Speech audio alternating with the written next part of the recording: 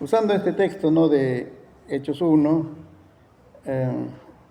del versículo 4 y 5, vamos a ver, hermanos, que hay algunos elementos en la manifestación del Espíritu Santo. Esta es la primera manifestación del Espíritu Santo es Pentecostés, lo que tanto se habla, y marca, vamos a decir, un comienzo de la era del Espíritu Santo. En el Antiguo Testamento es la era de Jehová. Todo lo que se habla es de Jehová, del Padre, el Santo de Israel, pero en el Nuevo Testamento ya vemos que el Salvador es Jesús, y ahí acompaña entonces la presencia del Espíritu Santo que edifica a la iglesia. Por eso hoy vamos a aprender entonces, ellos tuvieron una manifestación del Espíritu Santo, descendió con poder sobre 120 personas, pero para que suceda esas cosas, hubo algunos elementos que son constantes, o sea, si sucedió en ese tiempo, también puede suceder en este tiempo. Eso creemos. Y por eso entonces nosotros creemos que Dios está esperando, sino los corazones preparados para enviar la lluvia tardía, que es el último derramamiento del Espíritu Santo para la cosecha de almas, porque hoy somos millones, ya hemos pasado los 8.000 millones de habitantes. Entonces, ¿quién va a alcanzar a esas personas? Así, con fuerzas humanas, iglesia que tenga todo el dinero, todos los obreros necesarios, no va a poder alcanzarlo. Solo se podrá con la obra del Espíritu Santo. Por eso, entonces, nos deja como enseñanza lo que sucedió con ellos puede suceder con nosotros. ¿Qué elementos tuvieron para poder disfrutar de esa manifestación del Espíritu Santo? Lo primero que encontramos en estos versículos es la seguridad de la palabra. ¿Qué dije? Ese es el primer elemento. Hoy vamos a hablar de elementos. ¿Tienen sus cuadernos, sus lápices? Ya, de la otra semana voy a traer lápiz para vender, no lapiceros, cuadernos, para que todos tengan. El primer elemento es entonces la seguridad de la palabra.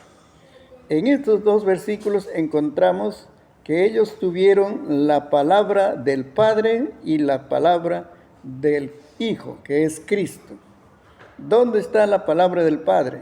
Cuando dice, y estando juntos les mandó que no se fueran de Jerusalén, sino que esperasen la promesa ¿de quién?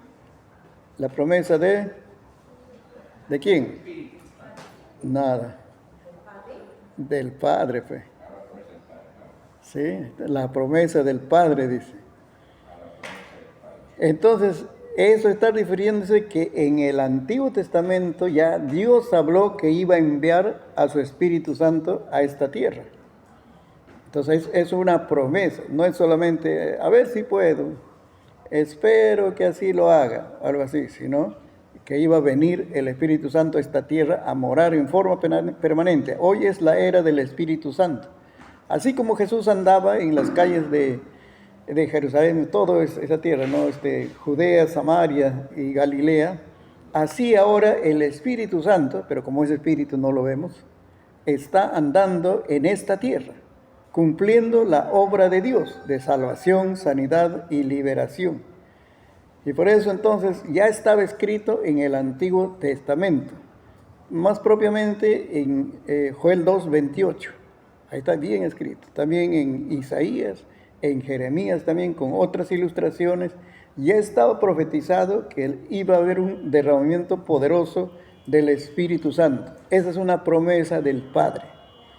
A ver, en el ambiente familiar, si un hijo, una hija, le invita al cumpleaños a su papá, y papá dice, a ver si puedo, ojalá pueda venir. Eso no es promesa, ¿no? Tienes una palabra, pero no es promesa. Si te dice, sí voy a venir, no te preocupes, eso sí es promesa. Entonces, así estaba escrito en el Antiguo Testamento. No es que se habló del Espíritu, bueno, existe Espíritu Santo por ahí, ¿no? No, sino de frente dijo, voy a enviar. voy a enviar. Y derramaré, dice, de mi espíritu. Luego dice con la figura, dice, los daré un corazón nuevo. Y ese corazón nuevo iba a ser obra del Espíritu Santo. En la ilustración de ríos, aguas, ¿no? Es también en el Antiguo Testamento, no es nuevo. Lo que hemos hablado la semana pasada no es nuevo. Ya se hablaba en el Antiguo Testamento el Espíritu Santo comparado con el agua. Es la promesa del Padre. Y si un padre le promete a su hijo, hasta los padres humanos que son fallones, tratan de cumplirlo, ¿no? ¿Sí o no? Y si nuestro Padre Celestial nos prometió el Espíritu Santo, ¿lo cumplirá o no lo cumplirá? Lo va a cumplir, ¿ves? Esa tenemos la palabra del Padre. Pero también Jesús le dijo la palabra, o sea, la promesa. Hechos 1:8, ahí mismo están. Hechos 1, están con su Biblia, ¿no? Ya, Hechos 1. Ahí está, en las primeras palabras está, pero recibiréis poder cuando haya venido el Espíritu Santo. Y me seréis testigos en Jerusalén, en toda Judea, en Samaria y hasta lo último de la tierra. ¿Ves? Está diciendo, recibiréis poder cuando haya venido. Va a venir sobre ustedes el Espíritu Santo y les va a dar poder. Por eso este bautismo, que hablamos bautismo del Espíritu Santo, es un bautismo de poder. No es un bautismo de salvación, que es diferente. El bautismo de salvación es ser introducido al cuerpo de Cristo. Hoy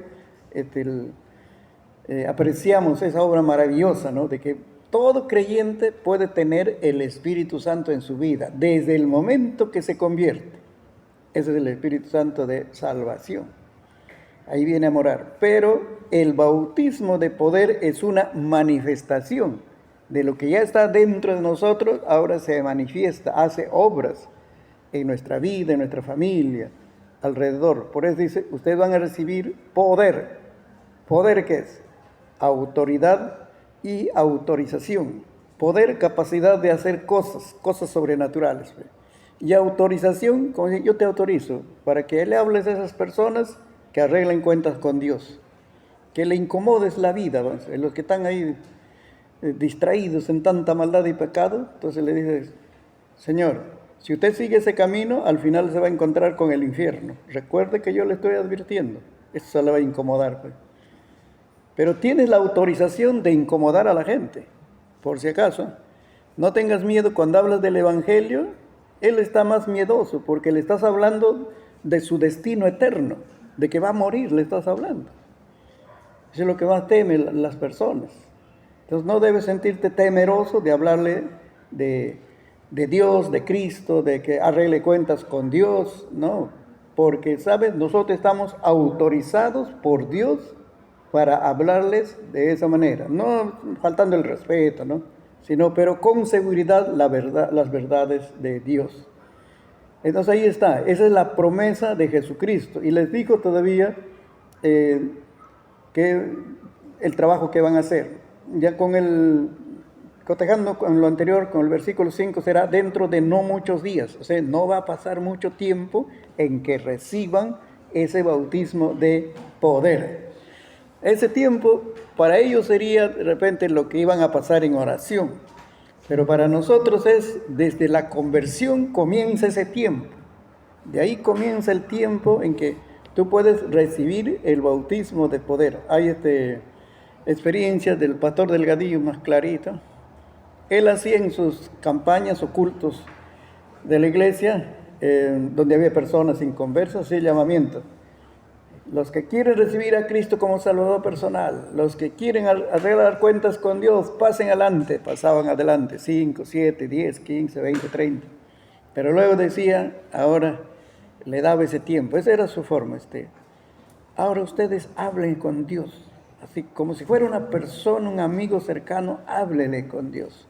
Confiésele sus pecados. Cuéntale que ya no quieren andar en esos malos caminos. Le daba un tiempito. Y ahí las personas hablaban con Dios, unos lloraban por él, dice, Señor, gracias, me puedes perdonar toda esta maldad que hice. Estaban felices. Y luego decir, calmen ahora, les voy a decir, ustedes recibieron el regalo de la salvación, pero ahora hay otro regalo, es el regalo del bautismo de poder, del Espíritu Santo, igualito, por fe se recibe. Usted no ha visto la salvación, de qué color es, de qué tamaño, usted recibió por fe, ahora también por fe puede recibir el bautismo de poder. ¿Desearían este regalo? Y los nuevos convertidos, pues, están más felices, pues. ¿Sí o no? Sentir paz. Yo también quiero ese regalo. Y los ministraba ahí mismo. O sea, no pasaban tiempo, serían minutos. Recibían el bautismo de poder. Así que ahí tenemos la palabra del Padre y la palabra de Jesucristo, que va a venir el Espíritu Santo a esta tierra, a nosotros, ¿no? Así que no es, hermanos, para los especiales, para los superapóstoles, vamos a decir, no, como Terra Alarcón, algo así, no, esto es para todos. Esto es para todos los creyentes, ¿no? Y eso, ahora, el segundo elemento que encontramos, estamos en Hechos, capítulo 1 y 2 vamos a tomar. Ahora vamos al versículo 14. Hechos 1, 14. ¿Qué había allí? Estos perseveraban unánimes en oración y ruego, con las mujeres y con María, la madre de Jesús, y con sus hermanos. Oración. El segundo elemento es una vida de oración intensa. ¿Cuál es el segundo elemento? Una vida de oración intensa. Eso es. Oración intensa que ellos pasaron. Como el Señor Jesús les había dicho, no salgan de Jerusalén. Hermanos, los discípulos, en todo ese entrenamiento, pues son 3 años internados, con todas sus debilidades, flaquezas que tuvieron, ¿no? Que huyeron, todo eso, pero tenían una pasión de alcanzar el mundo para Cristo. Entonces, cuando Cristo se fue, ya estaban listos, nos vamos a alcanzar el mundo para Cristo. Y el Señor dijo, un momento, chicos, todavía no pueden irse, ya han recibido capacitación, pero ahora necesitan poder de Dios. No se vayan de Jerusalén, sino que reciban, esperen esto, ¿no? Así que ellos estaban, es el último encargo de nuestro Señor Jesucristo. Estaban deseosos y por eso entonces se dedicaron a orar. Ahora, ese 1:14 se conecta con capítulo 2:1, donde dice, cuando llegó el capítulo 2,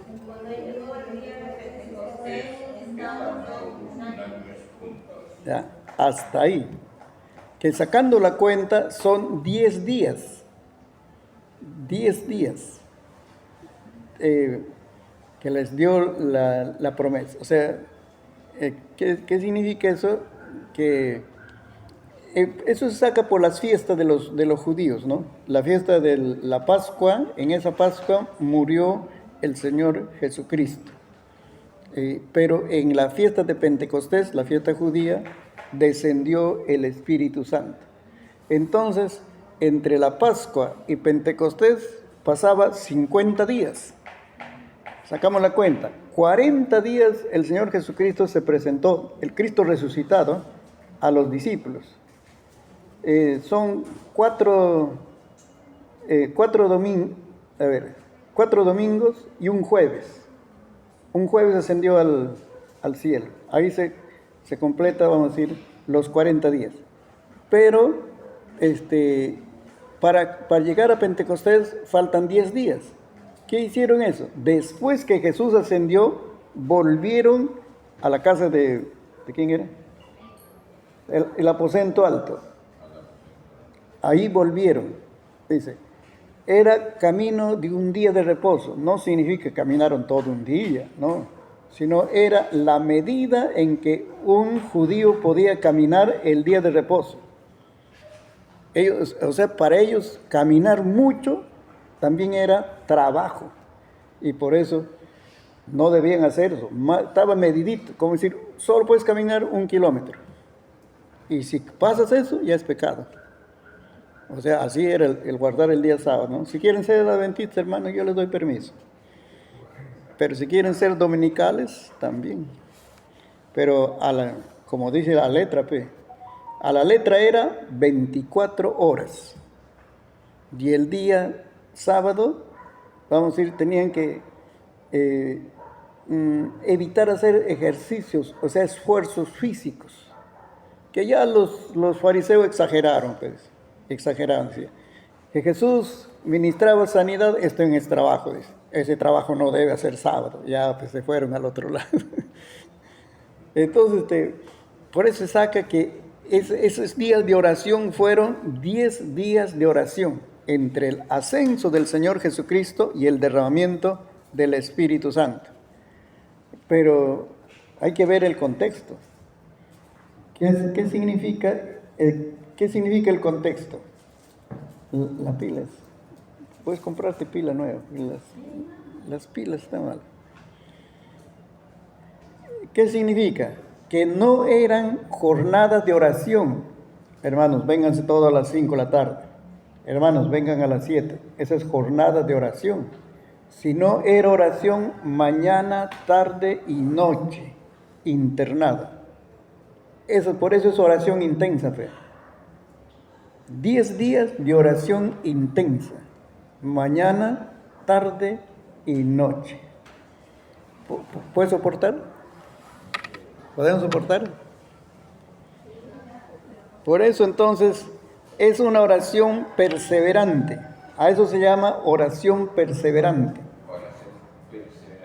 Que perseveraron en la oración porque ya tenían la promesa, entonces nos toca orar solamente, va a venir el poder del Espíritu Santo. Ya se olvidaron de las cosas, hermano. En todo tiempo siempre hubo responsabilidad, ¿sí o no? Que nuestros hijos estudian, que el esposo trabaja y tantas cosas, todos. Pero aquí había 120 personas, hermanos, que pusieron en primer lugar Cristo y este asunto. No sé cómo hicieron las cosas ahí. Pidieron vacaciones adelantadas, no sé. Pero la cosa se dedicaron, hermanos, mañana, tarde y noche a orar. Luego era una oración ferviente porque eran discípulos que habían caminado con el Señor Jesucristo. Entonces con el Señor Jesucristo no había tibios, ¿no? Los discípulos tenían que ser sí o sí o no y no. Entonces, no hay tibios, así por si acaso, a ver si puedo, ¿no? Los fervientes son así, determinados. Entonces, ¿por qué estuvieron listos a morir por Cristo esos 12? Los 12 apóstoles. Porque eran fervientes. Si no tienen miedo a la muerte, ya no tienen miedo a nada. Al frío, a la tempestad, a la lluvia, granizo, nada. Apagón, no tienen miedo a nada. Si no tienen miedo a la muerte. Pero si tienen miedo a la muerte, también van a tener miedo a todas las demás cosas. Así que eran una oración ferviente. Era una oración solidaria. ¿Saben por qué? Porque en ese grupo había gente afligida, pero había otras personas más afligidas. Los que leen Biblia comprenden. ¿Quién era la persona más afligida en ese grupo de los 120? Yo no estuve con ellos, van a decir. ¿Quién es la persona más afligida en ese grupo de los 120 que recibieron el bautismo de poder? Los discípulos estaban tristes porque se fue su maestro, ¿sí o no? 3 años con su maestro. Pero ¿quién era la persona más afligida? Y tal, es para los que leen Biblia. Ahí está el asunto, pues, por eso tenemos que leer Biblia. Buena, pues se están dando en el espíritu.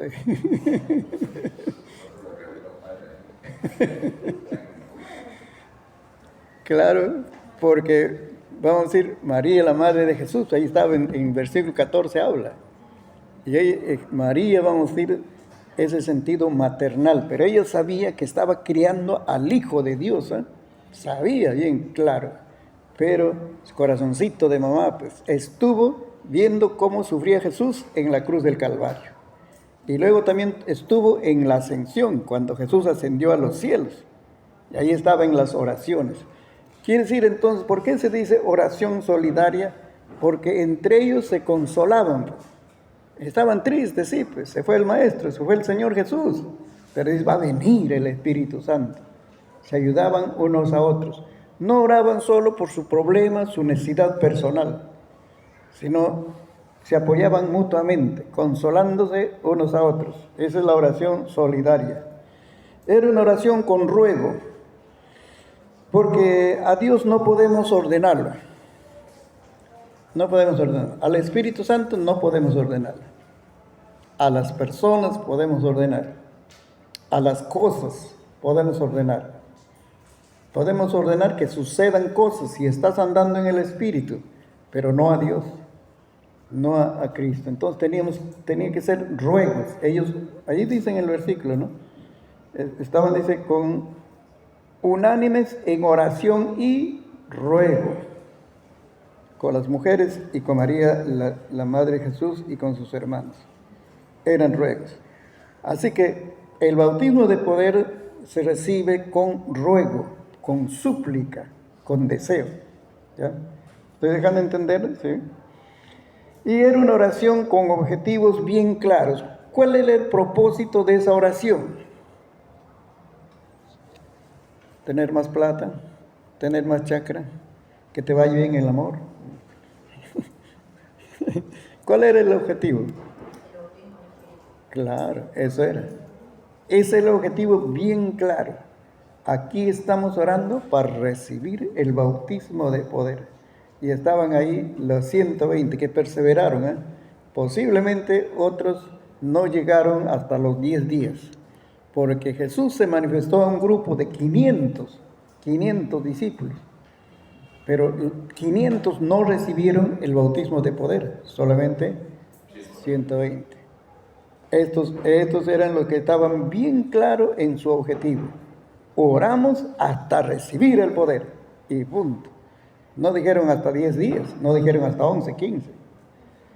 Eso es el deseo tiene que ser bien claro. Hay un clamor de nuestra boca, pero hay un clamor de corazón. Lo que Dios mira es el clamor del corazón. ¿Cuál es el deseo, el anhelo que tiene tu corazón? De repente no tienes palabras bonitas o así bien elegantes para hablarle a un Dios soberano, pero Dios ve el deseo de tu corazón, que está clamando, está anhelando ese bautismo de poder. Eso es lo bueno en la oración. Así que ya hemos hablado de dos elementos. ¿Cuál es el primer elemento?